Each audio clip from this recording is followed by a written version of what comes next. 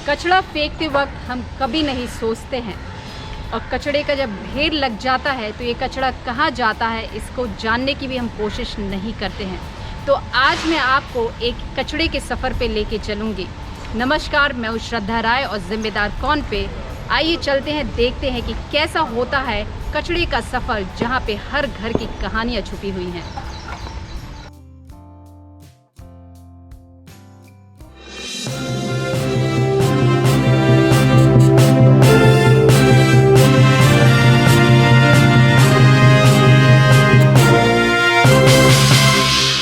Meera road में बसी एक फैक्ट्री है जहाँ पे आज मैं आपको लेकर आई हूँ और उसके ओनर है साई। इनसे आज हम जानेंगे कि आखिर इस प्लांट में होता क्या है। जब कचरा गाड़ी यहाँ आती है तो इस कचरे को किस तरीके से कंपोस्ट किया जाता है, इसी का सफ़र पे हम हैं। तो साई, हमारी जनता को आप ये बताइए कि आप जो कचरा लेकर आते हैं, मंगवाते हैं, वो कौन सा कचरा होता है? ये सभी प्रकार का गीला कचरा होगा। गीला कचरा यानी सेंद्रिय खत, यानी सेंद्रिय बोले तो जो ऑर्गेनिक, जो घर में जो सेग्रीगेट करते हैं, घर में जो वेट वेस्ट आता है वो है। सब्जी मंडी का वेस्ट आएगा, फिश मार्केट का वेस्ट आएगा।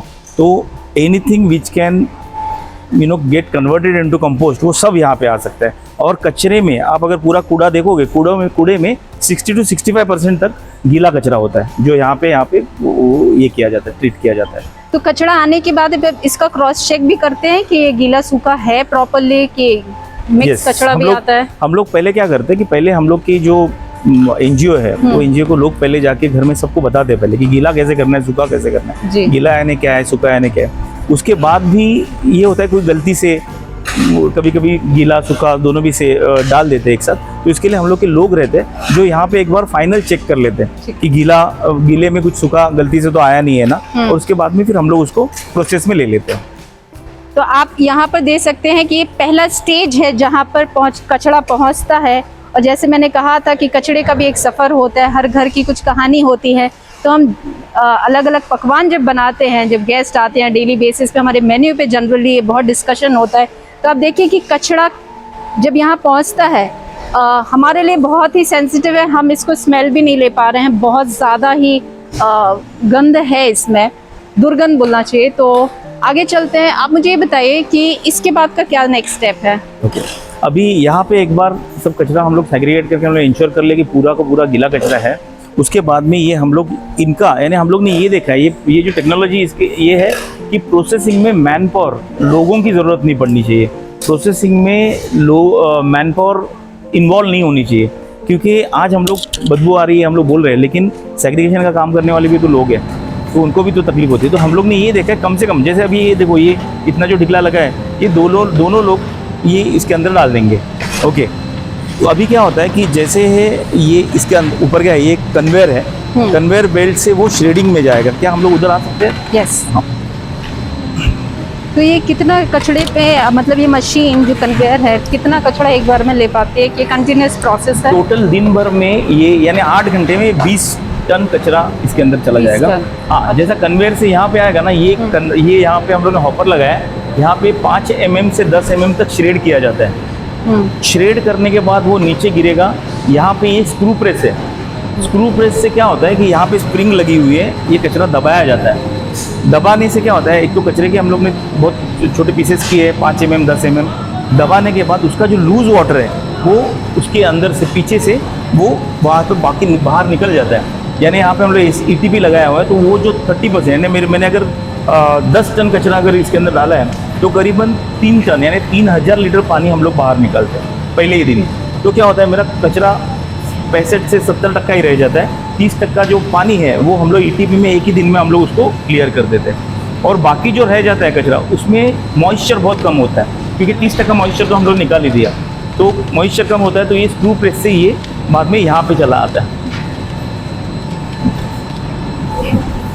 यहाँ पे हम लोग ने एक फाइनल और एक स्क्रू प्रेस दी है, ताकि उसके बाद में जो रही हुई इसकी जाली और उसकी जाली में डिफरेंस है, तो हम लोग ने वापस एक स्क्रू प्रेस दी है, जिसमें से वो रहा हुआ पानी भी निकल जाएगा और बाकी जो कचरा है वो इसके अंदर चला जाता है। अच्छा, और इसके अंदर ये डाइजेस्टर है।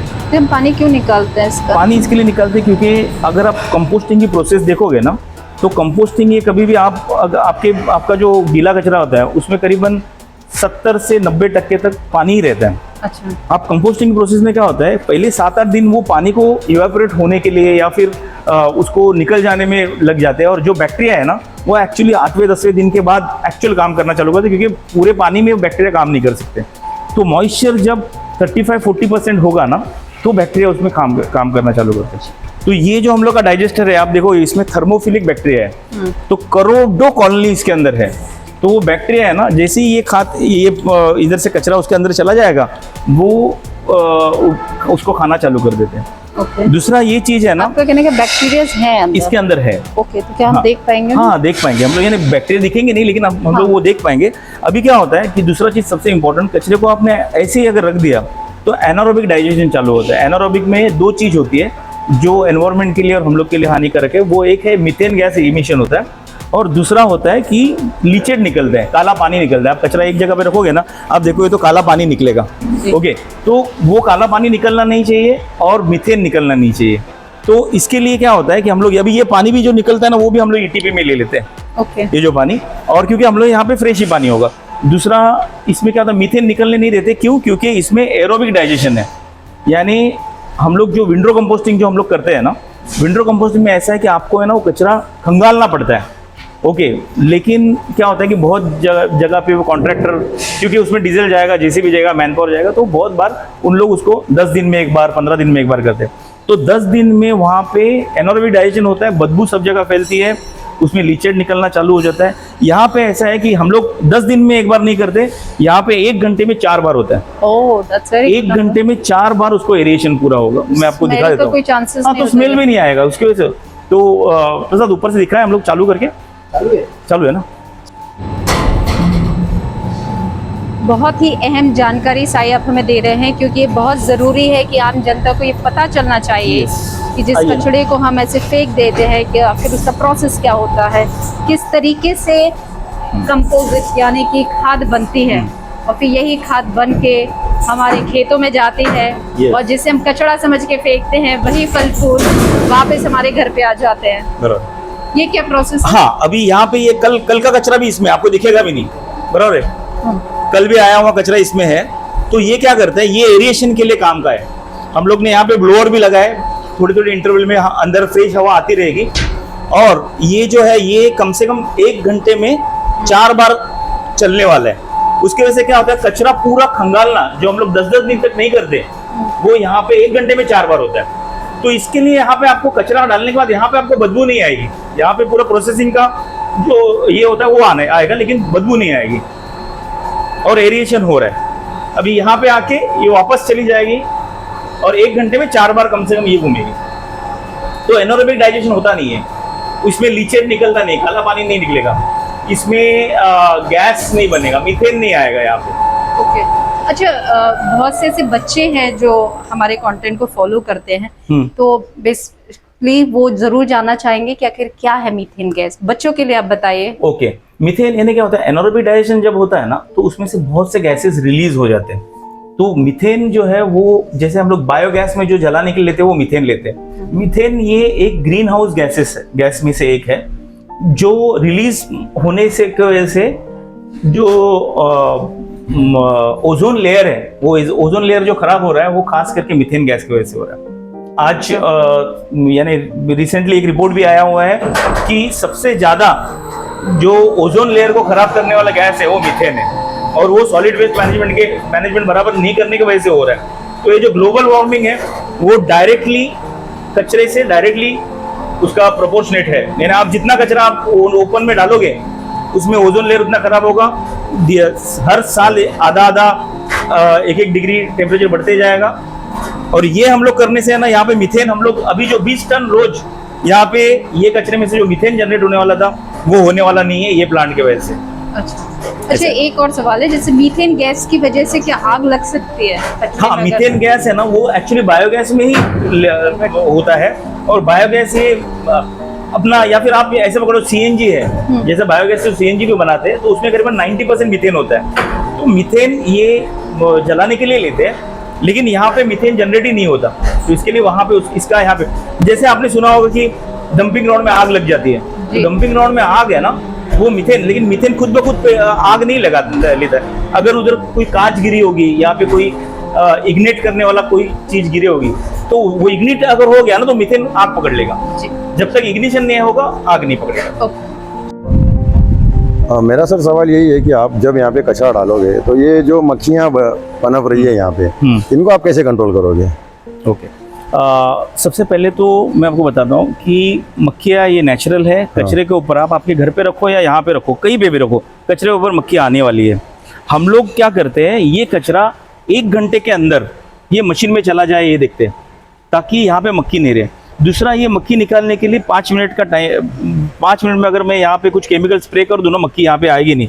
लेकिन that is not the right way. मक्खी, क्योंकि ये अगर मैं कुछ स्प्रे केमिकल कर दूँ तो मेरे अंदर के थर्मोफिलिक बैक्टीरिया है वो डैमेज हो जाएंगे। तो इसके लिए हम लोग इन मक्खियों को हम लोग कभी कंट्रोल करने जाते नहीं। और ये मक्खी आपको यहाँ पे नहीं दिखेगी, ये मक्खी यहीं पे है, इनका खाना यहाँ पे है, और ये यहीं से एक बार ये अंदर कचरा चला गया उसके बाद में वो रहती नहीं है। शाम को अगर 5:30 बजे आओगे, ये हम लोग पूरा है ना, ये सिस्टम पूरा फिनाइल से हम लोग क्लीन करते हैं। 5:30-6 बजे के बाद आओगे, यहाँ पे आपको ना मक्खी दिखेगी, ना आपको कुछ बदबू आएगा, ना कुछ आएगा। क्यों? क्योंकि एक बार इसके अंदर चला गया, ये पूरा इनवेसल है।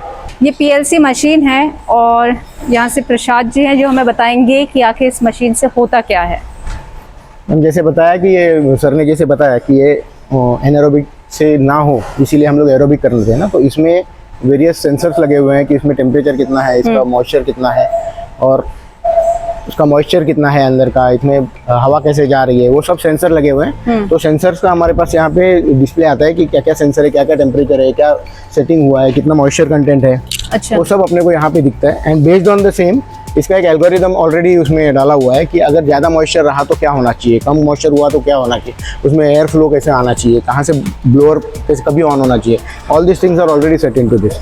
तो based on all the parameters कि अभी सेंस करके उसको समझ रहा है कि इतना टेम्परेचर है, इतना मॉइस्चर कंटेंट है, तो उसके हिसाब से उसका सेटिंग अपने आप हो जाता है। फॉर एग्जाम्पल, अगर हम लोग फ्रिज में कुछ रख रहे हैं तो फ्रिज में जब भी हम लोग रखते हैं और अगर हम लोग टेम्परेचर सेट करते हैं कि बाबा 50 डिग्री चाहिए, 20 डिग्री चाहिए, 5, 10, 15 जो भी फ्रिज का रखते हैं, तो based on the temperature inside automatically the compressor on off होते रहता है, या एसी का पकड़ लो आप। तो वो जो एल्गोरिदम उसके सर्किट में रहता है ना, उसी तरह इसका पीएलसी है, क्योंकि इसमें सेंसर्स ज़्यादा हैं, इसका साइज़ बड़ा है, तो हर एक जगह का उसका मॉनिटरिंग होता है। तो ये जो मूवमेंट्स हो रहे हैं इसमें, हाँ। तो ये डिस्प्ले जो अंदर हमने अभी हाल ही में देखा मूवमेंट किया है, उसी का मूवमेंट दिखा रहा है। इसको हम लोग ने यहाँ में इस तरह से ये किया हुआ है, डेमोन्स्ट्रेट किया है कि इस पे हम लोग को दिख रहा है कि अभी घूमना चालू है। ओके। फिर ये auto sensor by any chance अगर मशीन बंद पड़ जाती है कुछ हो तो यू इसी पे ही इसी सारे पे डिस्प्ले सिग्नल्स आ जाता है, डिस्प्ले Yes, मिल yes, जाता है आपको। जो आपने देखा कि किस तरीके से पूरा प्रोसेस सिस्टम चल रहा है, और जब कंपोजिट तैयार हो जाता है यानी कि खाद जब बन के रेडी होती है तो यहाँ से ये खाद निकलती है। अभी क्योंकि ऑलरेडी ये प्रोसेस में है इसीलिए एक्चुअल खाद तो नहीं दिखा पाएंगे, पर जो टेम्परेरी, क्योंकि आप सब देख सकें अंदाजन यानी कि पार्शियल जो खाद बन के आई है, हम उसका सिर्फ सैंपल आपको दिखा रहे हैं, पर ये एक्चुअली पूरी तरीके से डेवलप नहीं हो पाई है। सिर्फ आपको इसका एक अंदाज़ा मिल सके वही इसका प्रोसेस आपको दिखा रहे हैं।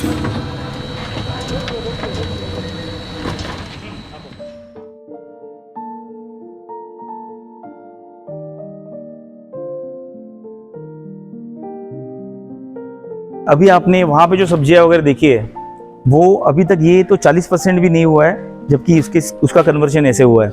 इसको और 6 से 7 दिन जाने के बाद ये पूरा पाउडर हो जाता है और मिट्टी जैसा पाउडर हो जाता है, और वो फिर हम लोग खाद करके यूज़ कर सकते हैं। अभी ताकि आप आए, आपको दिखाना है कि यहाँ पे मैकेनिकल कैसे होता है, इसके लिए आपको ये अंदर का निकाल के दिखाया है। लेकिन आप ये क्लियरली देख सकते हो कि वहाँ पे जो कचरा है और इसका कन्वर्जन ये हुआ है, उसका रिडक्शन भी हुआ है, कन्वर्जन हुआ है, और 5 से 6 दिन में इसका पूरा पाउडर वो हम लोग एज ए कंपोस्ट यूज कर सकते हैं। जब ये पाउडर बन जाएगा उसके बाद आप क्या करेंगे? उसके बाद में हम लोग वहाँ पे स्टोरेज है, वहाँ पे स्टोरेज रखते हैं, गोनी में डाल के रखते हैं, और उसके बाद में म्युनिसिपल कॉर्पोरेशन उनके गार्डन डिपार्टमेंट को देती है। नॉर्मली थाना म्युनिसिपल कॉर्पोरेशन में ऐसे होता है, और जो बाकी रह जाता है वो फिर हम लोग म्युनिसिपल कॉर्पोरेशन का परमिशन लेके फिर हम लोग जिसको चाहिए उसको दे देते हैं। नहीं हूँ जितना आपने प्रोसेस समझाया है, तो सबसे बड़ा योगदान खाद बनाने में बैक्टीरियाज करते हैं।